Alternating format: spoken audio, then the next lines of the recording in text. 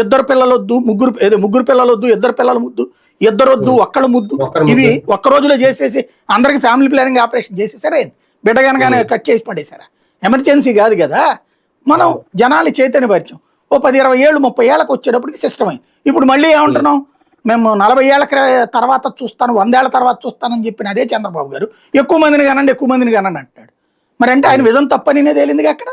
Vision అనేటటువంటిది అర్థం లేకుండానే ఆలోచించకుండానే ఆ రోజున అట్ట మాట్లాడి పిల్లల్ని తక్కువ కనిపించారని తెలిసింది కదా అప్పుడు. అంటే విజన్ నేను కరెక్ట్ అని 24 గంటలు అనుకుంటాడు ప్రతి మనిషి, ఇంక్లూడింగ్ నేను కూడా అనుకుంటా. కానీ తప్పు ఉన్నప్పుడు ఒప్పుకోవాలా, ఇదిగో ఇది పొరపాటు జరిగింది అన్నటువంటి. అలా కాకుండా తప్పుని సమర్థిస్తూ చెయ్యని తప్పుని ఎదురోళ్ళ మీద రుద్దుతా, లేదా నాకు వ్యతిరేకంగా మాట్లాడితే నేను అంగీకరించలేనంటే అప్పుడు నిన్నెందుకు అంగీకరించాలి? నువ్వు ప్రతిపక్షంలో నుంచి ఎట్లా అధికారంలోకి వస్తావు? ఇంతకుముందు ఎట్టొచ్చావు నువ్వు? అదే కదా ప్రజాస్వామ్యం అంటే.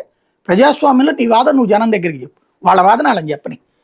దాన్ని కంట్రోల్ చేయాలి అనుకునేటప్పుడు ఖచ్చితంగా దుర్భాషలు ఆడే వాళ్ళని తప్పుపట్టు, నో డౌట్.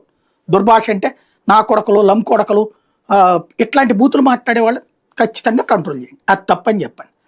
అదే సందర్భంలో సంస్కారహీనమైన భాష వాడేవాళ్ళు ఉన్నారు, అది తప్పని చెప్పడం, దాని మీద కేసు పెట్టండి కూడా, తప్పేం లేదు.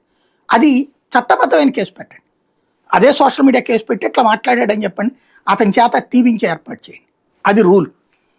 అలా కాకపోతే పరువు నష్టం దావా కూడా వేసుకోవచ్చు అందులో. అట్లా